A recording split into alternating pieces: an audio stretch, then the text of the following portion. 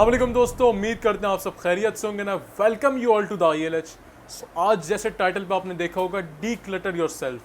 D clutter के yourself, माजी के या किसी और चीज़ के भी जो गैर ज़रूरी बोझ हैं उनको हटाना, डी क्लटर करना। डी क्लटर का मतलब है किसी चीज़ को रिमूव करना या हटाना।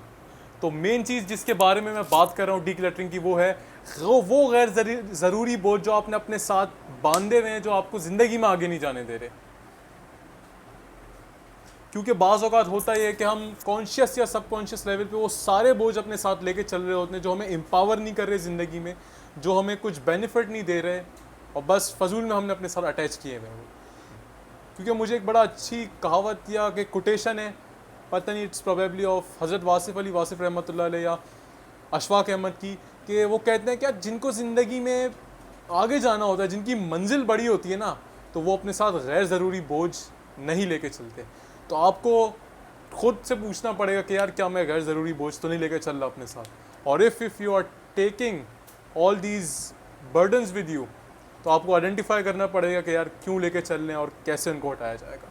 तो stay tune with ILH for the further great videos. और इस वीडियोस पे, इस टॉपिक पर और वीडियोस भी आने वाली जिसमें मैं डिटेल में बात करूँगा कि कौन से बोझ होते हैं और कैसे उनको हटाया जाए। So boys, guys, each and everyone stay with the ILH for the further great content, and thanks a lot for watching. Allah Hafiz, take care.